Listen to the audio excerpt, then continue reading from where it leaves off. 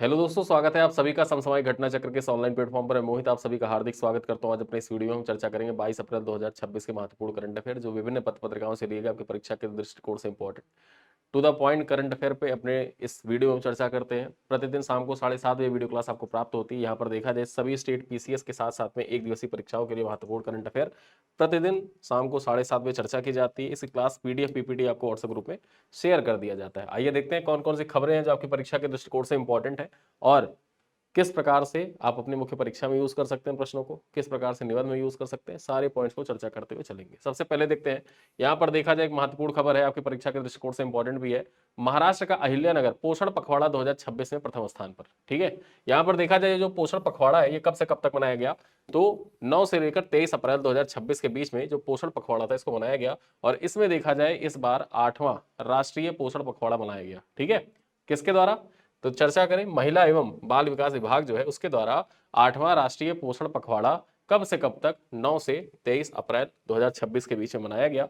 यहां पर चर्चा करें महाराष्ट्र का अहिल्यानगर जिले ने जागरूकता गतिविधियों में देश में प्रथम स्थान प्राप्त किया है, जहां 3 लाख से अधिक गतिविधियां आयोजित की गई थी। यानी कि जो महाराष्ट्र का अहिल्यानगर जिला है, अहिल्यानगर डिस्ट्रिक्ट है, यहां पर देखा जाए देश भर में इसने प्रथम स्थान प्राप्त किया है, क्योंकि यहां पर 3 लाख से अधिक गतिविधियां आयोजित की गई थी। आगे चर्चा करें, पुणे जिला इस अभियान में द्वितीय स्थान पर रहा, जिससे राज्य के समग्र प्रदर्शन मजबूत है। यानी कि महाराष्ट्र, यहां पर देखा जाए महाराष्ट्र का पुणे और अहिल्यानगर 2 जिले ऐसे हैं जिन्होंने प्रथम और द्वितीय स्थान पूरे भारत भर में प्राप्त किया है।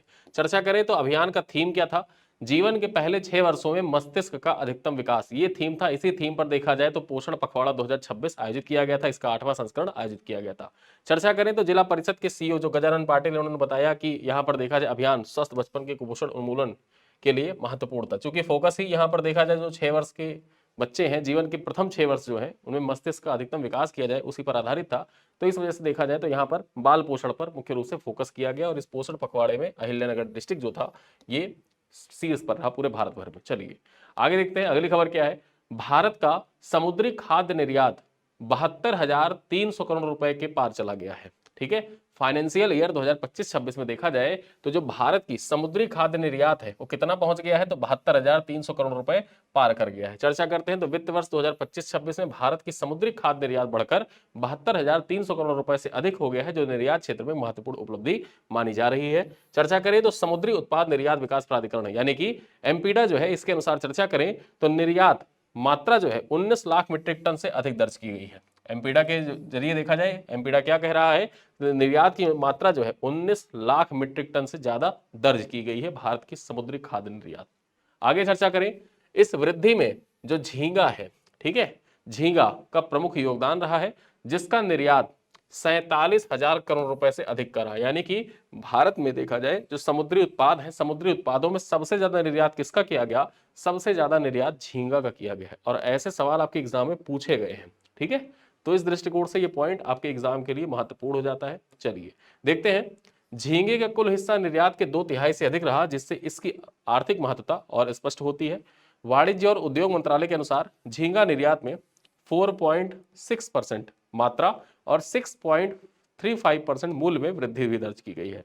यानी कि मात्रा के अनुसार देखा जाए तो 4.6% की वृद्धि दर्ज की गई है, जबकि मूल्य के अनुसार देखा जाए तो 6.35% मूल्य की भी वृद्धि यहां पर दर्ज की गई है। चलिए आगे देखते हैं, अगली खबर क्या है। विश्व रचनात्मकता और नवाचार दिवस 2026 चर्चा करते हैं। 21 अप्रैल 2026 को, ठीक है, 21 अप्रैल 2026 को विश्व स्तर पर विश्व रचनात्मकता एवं नवाचार दिवस मनाया गया, जिसे संयुक्त राष्ट्र के द्वारा घोषित किया गया है। चर्चा करें तो इस दिवस का उद्देश्य मानव विकास के सभी क्षेत्रों में रचनात्मकता व नवाचार की भूमिका के प्रति जागरूकता को बढ़ाना है।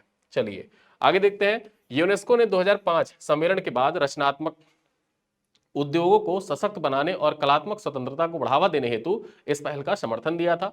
चर्चा करें तो वर्ष 2026 में थीम क्या था, वैश्विक प्रगति के लिए रचनात्मकता का उपयोग। ठीक है, वैश्विक प्रगति के लिए रचनात्मकता का उपयोग, ये मुख्य विषय था या केंद्रीय विषय था विश्व रचनात्मकता एवं नवाचार दिवस 2026 का। चलिए आगे देखते हैं, यह दिवस प्रौद्योगिकी, शिक्षा, उद्यमिता और नवाचार को बढ़ावा देकर सतत विकास और चुनौतियों के समाधान को प्रोत्साहित भी करता है। चलिए आगे चलते हैं, हमारी अगली खबर क्या है। यहां पर देखा जाए अपॉइंटमेंट के दृष्टिकोण से महत्वपूर्ण हो जाता है।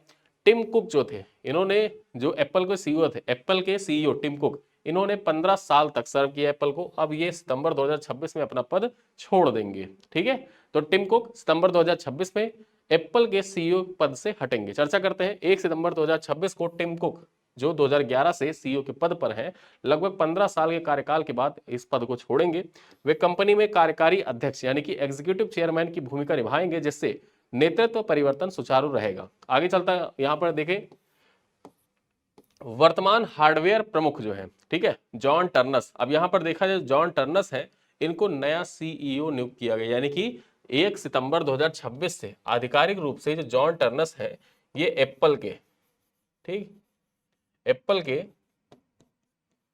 नए सीईओ बन जाएंगे। चर्चा करें तो यह बदलाव कंपनी के भविष्य के नवाचार और विशेषकर एआई टेक्नोलॉजी आधारित विकास पे फोकस को दर्शाता भी है।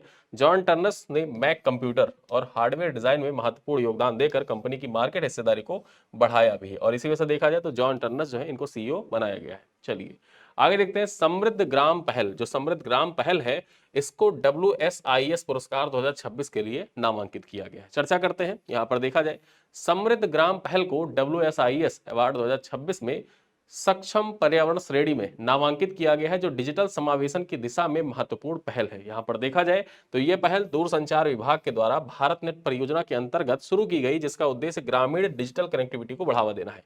यानी कि जो समृद्ध ग्राम पहल है बेसिकली देखा जाए तो किसके द्वारा शुरू किया गया, तो यहां पर देखा जाए जो दूरसंचार विभाग, भारत के दूरसंचार विभाग के अंतर्गत भारत नेट परियोजना के तहत देखा जाए इसको स्टार्ट किया गया था। और इस समृद्ध ग्राम पहल का मुख्य उद्देश्य क्या है, तो इसका उद्देश्य है जो ग्रामीण क्षेत्र हैं, ठीक है, यानी कि जो ग्रामीण डिजिटल कनेक्टिविटी है उसको बढ़ावा देने के उद्देश्य से समृद्ध ग्राम पहल स्टार्ट किया गया था दूरसंचार विभाग के द्वारा भारत नेट परियोजना के अंतर्गत।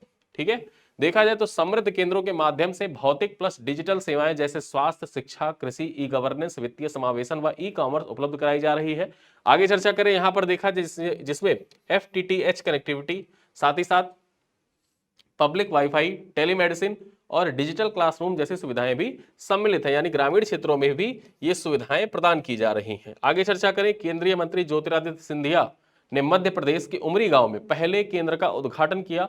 और यहां पर चर्चा करें WSYS फोरम 2026 जिनेवा में जुलाई में विजेता, यहां पर देखा जाए विजेताओं की घोषणा की जाएगी। यानी कि जो WSYS फोरम है ये कहां पर आयोजित किया जाएगा, जिनेवा में आयोजित किया जाएगा, जिनेवा स्विट्जरलैंड में। और यहीं पर देखा जाए जुलाई 2026 में जो विजेता होंगे उनके नामों की घोषणा की जाएगी। और भारत की ओर से देखा जाए कौन सी पहल जिसको WSIS पुरस्कारों के लिए नामांकित किया गया है, तो यहां पर नॉमिनेट किया गया है समृद्ध ग्राम पहल, इसको आपको याद रखना है। ठीक है, चलिए आगे देखते हैं, भारत सेमीकंडक्टर मिशन 2.0 की तैयारी, 1 लाख करोड़ से अधिक का निवेश प्रस्तावित किया गया है। ठीक है, यहां पर देखा जाए जो भारत सेमीकंडक्टर मिशन है इसका पहला फेज चल रहा था, अब देखा जाए दूसरे फेज की तैयारी हो रही है, 2.0 की तैयारी हो रही है। चर्चा करते हैं, भारत सरकार भारत सेमीकंडक्टर मिशन 2.0 शुरू करने की तैयारी में है, जिसका उद्देश्य सेमीकंडक्टर उद्योग को और सशक्त बनाना है। यहां पर देखा जाए इस नए चरण में लगभग 1 लाख करोड़ से लेकर 1.2 लाख करोड़ रुपए का निवेश प्रस्तावित है, जो पहले चरण में देखा जाए तो 76,000 करोड़ से अधिक है। यानी कि पहले चरण में देखा जाए कितना निवेश प्रस्तावित था, 76,000 करोड़ प्रस्तावित था, लेकिन जो नया चरण है यानी कि भारत सेमीकंडक्टर मिशन 2.0, इस चरण में देखा जाए तो 1 लाख करोड़ से लेकर 1.2 लाख करोड़ रुपए तक का निवेश यहां पर प्रस्तावित है। आगे चर्चा करें, यह योजना मई 2026 में लागू हो सकती है। इलेक्ट्रॉनिक्स और IT मंत्रालय को वित्त मंत्रालय की अंतिम मंजूरी का इंतजार है। ठीक है, यानी कि जो इलेक्ट्रॉनिक्स और IT मंत्रालय है उसको देखा जाए वित्त मंत्रालय की तरफ से हरी झंडी मिल जाती है तो उसके बाद ये योजना लागू हो जाएगी। और ये पॉइंट आपके एग्जाम के दृष्टिकोण से महत्वपूर्ण भी हो जाता है। भारत सेमीकंडक्टर मिशन 2.0, ये जो नई योजनाएं होती है ना, योजना, उस योजनाओं से संबंधित सवाल आपकी परीक्षा में पूछे जाते हैं, उस दृष्टिकोण से भी महत्वपूर्ण है। चलिए देखते हैं, मिशन 2.0 के तहत केवल चिप निर्माण व डिजाइन ही नहीं बल्कि उपकरण, कच्चा माल व सप्लाई चेन को भी शामिल किया जाएगा। यहां पर देखा जाए साथ ही साथ इंटेलेक्चुअल प्रॉपर्टी यानी कि IP क्षमता विकसित करने और आत्मनिर्भर सेमीकंडक्टर इकोसिस्टम पर भी जोर दिया जाएगा। ठीक है, तो ये थे कुछ महत्वपूर्ण पॉइंट इंडिया सेमीकंडक्टर मिशन 2.0 से। अब चलते हैं आगे अंतरराष्ट्रीय खबरों में। देखा जाए तो जापान ने घातक हथियारों के निर्यात पर प्रतिबंध जो लगा रखा था उसको हटा दिया है। ठीक है, चर्चा करते हैं, जापान ने द्वितीय विश्व युद्ध के बाद से लागू शांतिवादी नीति में बदलाव करते हुए घातक हथियारों के निर्यात पर प्रतिबंध को हटा दिया है। यहां पर देखा जाए यह निर्णय प्रधानमंत्री साने तकाइची जो है वहां की प्रधानमंत्री हैं जापान की, उनके द्वारा कैबिनेट के द्वारा 2026 में लिए गए डिसीजन के अनुसार ये रक्षा नीति में बड़ा परिवर्तन है। ठीक है, यहां पर चर्चा करें, नए दिशा निर्देशों के तहत अब लड़ाकू विमान, युद्धपोत, ड्रोन व मिसाइल जैसे उन्नत हथियारों के निर्यात की अनुमति प्रदान की गई है। ठीक है, आगे चर्चा करें, यह कदम चाइना और नॉर्थ कोरिया की बढ़ती आक्रामकता है उसके बीच में लिया गया है। साथ ही साथ ये रक्षा आत्मनिर्भरता और हथियार उद्योग को मजबूत करने के लिए उठाया गया कदम भी है जापान के द्वारा। प्रारंभ में निर्यात केवल 17 साझेदार देशों तक सीमित रहेगा, लेकिन इस निर्णय पर चीन ने आलोचना की है, जबकि ऑस्ट्रेलिया व यूरोप ने इसका समर्थन भी किया है। ठीक, शुरुआत में जो यहाँ पर जापान के द्वारा निर्णय लिया गया है कि ये जो प्रतिबंध था कि जब द्वितीय विश्व युद्ध हुआ उसके बाद जापान ने जो हथियार निर्यात थे, घातक हथियार निर्यात थे, उनके मतलब निर्यात पर प्रतिबंध लगा दिया था, और अब लगभग 81 वर्षों के बाद देखा जाए वापस से उस प्रतिबंध को हटा लिया गया है जापान के द्वारा। और जापान कह रहा है कि हमारे आसपास के जो क्षेत्र हैं जहाँ पर नॉर्थ कोरिया और बाद चीन है बार बार अग्रेशन करने का प्रयास कर रहे हैं, तो ऐसे में जो हमारे हथियार हैं वो अपने हथियारों को जो जरूरतमंद राष्ट्र हैं उन राष्ट्रों को बेचने का कवायद भी शुरू करेंगे। तो उसी कड़ी में देखा जाए महत्वपूर्ण हो जाता है, और ये रक्षा आत्मनिर्भरता, जापान की रक्षा आत्मनिर्भरता, साथ ही साथ हथियार उद्योग को मजबूत करने के लिए उस दिशा में उठाया गया महत्वपूर्ण कदम है। ठीक है, शुरुआत में देखा जाए निर्यात केवल 17 साझेदार देशों तक सीमित रहेगा, लेकिन बाद में इसको अन्य देशों तक बढ़ाया भी जाएगा। ठीक, चलिए आगे देखते हैं, लॉरियस वर्ल्ड स्पोर्ट्स अवार्ड 2026 के बारे में चर्चा करें। कार्लोस अल्कराज और एरिना सवेलेंका सर्वश्रेष्ठ खिलाड़ी यहां पर चुने गए हैं। यही पॉइंट जो हेडिंग है ना, इस हेडिंग को ही याद कर लेना, आपके एग्जाम में देखा जाए अगर ये सवाल आता है तो 1 नंबर यहीं से आपको मिल जाएगा। ठीक, हमेशा जब भी ऐसे अवार्ड्स होते हैं, लॉरियस स्पोर्ट अवार्ड, हमेशा पूछा क्या गया है किसको पुरुष मतलब ईयर का सर्वश्रेष्ठ पुरुष किसको चुना गया, या सर्वश्रेष्ठ महिला खिलाड़ी किसको चुना गया है पूरे साल का। ठीक है, तो कार्लोस अल्कराज पुरुषों में और एरिना सवेलेंका जो है इनको देखा जाए महिलाओं में सर्वश्रेष्ठ खिलाड़ी चुना गया। चर्चा करते हैं, स्पेन की राजधानी मैड्रिड में आयोजित भव्य समारोह में टेनिस स्टार कार्लोस अल्कराज जो स्पेन की खिलाड़ी हैं, साथ ही साथ एरिना सवेलेंका जो बेलारूस की खिलाड़ी हैं, उनको वर्ष 2026 के लिए क्रमशः लारियास सर्वश्रेष्ठ पुरुष और महिला खिलाड़ी चुना गया है। चर्चा करें तो प्रमुख पुरस्कारों की सूची देख लेते हैं। यहां पर देखा जाए सर्वश्रेष्ठ टीम किसको चुना गया, तो फ्रांस की जो football club Paris saint germain है, पीएसजी जिसको आप कहते हैं, पीएसजी फ्रांस की पीएसजी है। ठीक, आप शॉर्ट में हमेशा न्यूज़पेपर में पीएसजी पढ़ते हैं, और पीएसजी का फुल फॉर्म क्या है, यहाँ पर पेरिस सेंट जर्मेन, ये कहाँ की टीम है, तो फ्रांस की फुटबॉल क्लब है। चलिए आगे देखते हैं, कमबैक ऑफ द ईयर किसको चुना गया है, कमबैक ऑफ द ईयर का अवार्ड मिला है गोल्फर रॉरी मैकलॉयर को। ठीक है, आगे देखिए, सर्वश्रेष्ठ युवा खिलाड़ी का खिताब किसको दिया गया है, यहाँ पर देखा जाए लॉरियास के द्वारा, स्पेनिश फुटबॉलर है लामिन।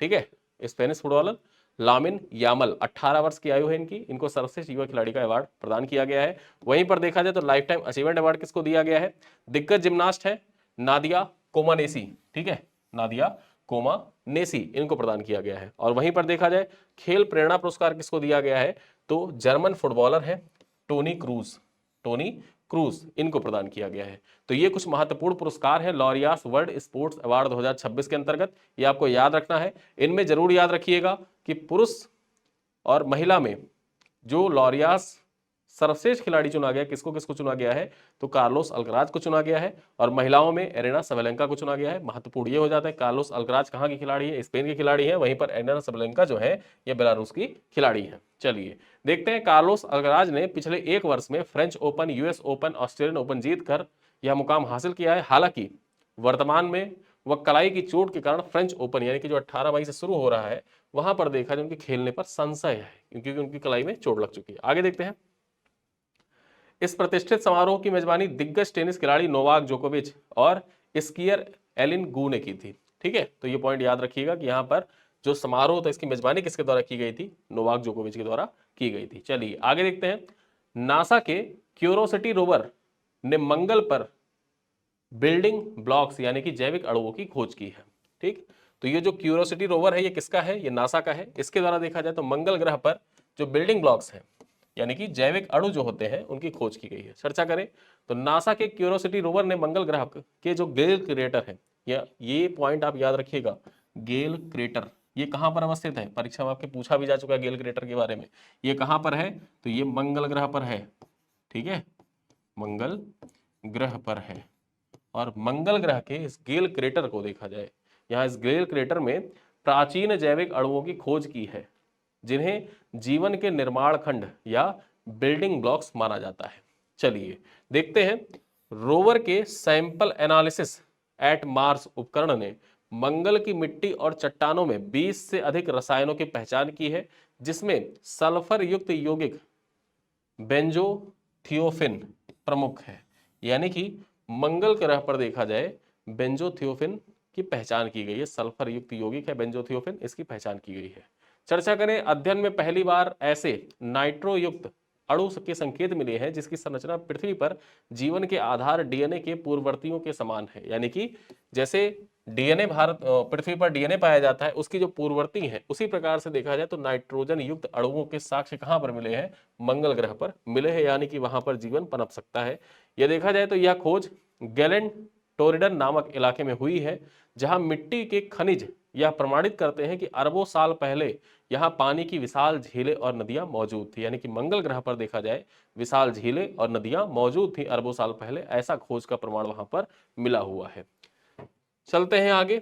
एस्ट्रोबायोलॉजिस्ट एमी विलियम्स के अनुसार यह निष्कर्ष इस बात का पुख्ता प्रमाण है कि जिस समय पृथ्वी पर जीवन की उत्पत्ति हो रही थी उस समय मंगल ग्रह पर रहने योग्य ग्रह था। यानी कि यहां पर देखा जाए जब पृथ्वी पर जीवन की उत्पत्ति हो रही थी उस टाइम पर देखा जाए तो मंगल ग्रह जो था वो रहने योग्य था, यानी कि जीवन के साक्ष्य वहां पर उपलब्ध थे, जीवन वहां पर उपलब्ध था। ऐसी बात कही गई है एस्ट्रोबायोलॉजिस्ट एमी विलियम्स के द्वारा। ठीक, चर्चा करें, यद्यपि यह यौगिक गैर जीवाणु प्रक्रिया से भी बन सकते हैं लेकिन इनकी जटिलता सूक्ष्म जीवों की उपस्थिति को और भी प्रबल इशारा करती है। ठीक है, तो ये आपके एग्जाम के दृष्टिकोण से इंपॉर्टेंट हो जाता है, क्यूरोसिटी रोवर और साथ ही साथ मंगल ग्रह पर जो ये बिल्डिंग ब्लॉक्स मिले हैं, ये पॉइंट याद रखिएगा। ठीक है, चलिए आगे देखते हैं। आज का हमारा अंतिम पॉइंट क्या है?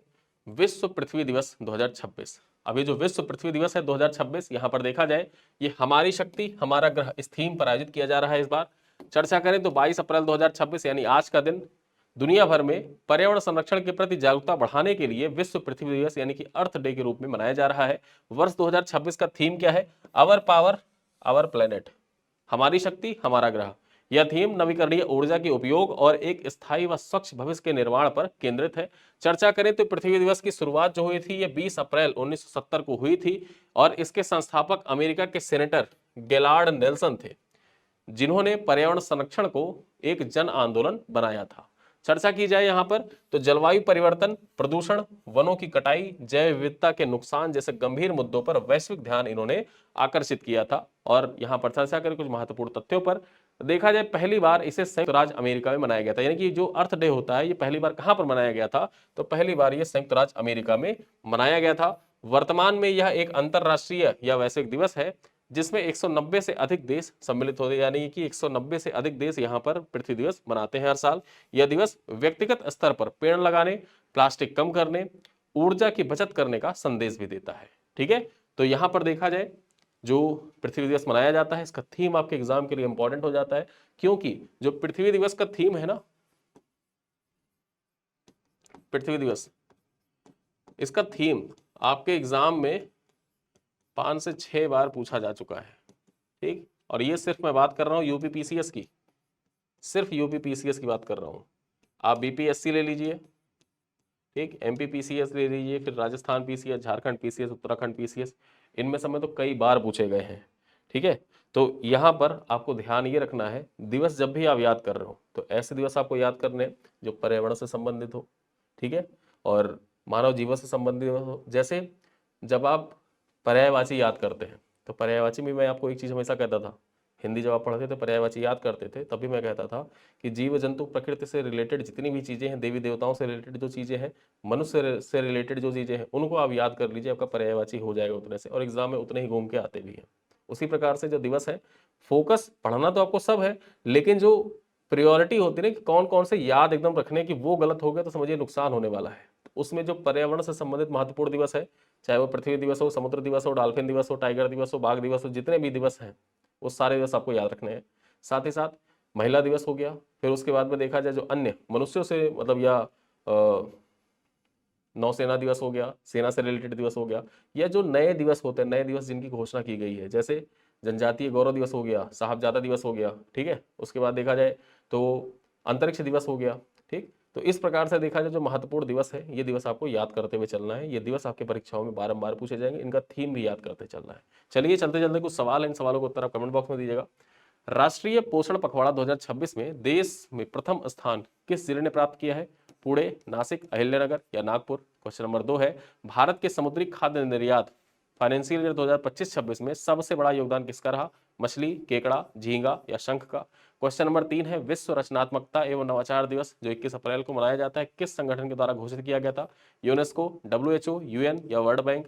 आगे चर्चा करें, टिम कुक के बाद एप्पल के नए सीईओ के रूप में किसे नियुक्त किया गया है? सुंदर पिचई, सत्य नडेला, जॉन टर्नस या एलोन मस्क। आगे चर्चा करें, क्वेश्चन नंबर 5 है, भारत सेमीकंडक्टर मिशन 2.0 के तहत लगभग कितना निवेश प्रस्तावित है? 50,000 करोड़, 76,000 करोड़, 1 लाख करोड़ से लेकर 1.2 लाख करोड़ रुपए तक या फिर 2 लाख करोड़ रुपए तक, ठीक है।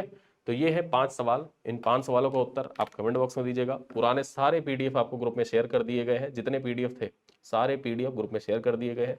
इस क्लास की पीडीएफ भी आपको कल व्हाट्सएप ग्रुप पे मिल जाएगी, ठीक है। और साथ ही साथ ऐप पर जाकर आप एमसीक्यू सॉल्व कर सकते हैं। इन्हीं सब बातों के साथ इस क्लास को करते हैं समाप्त। मिलते हैं अगली क्लास में, तब तक के लिए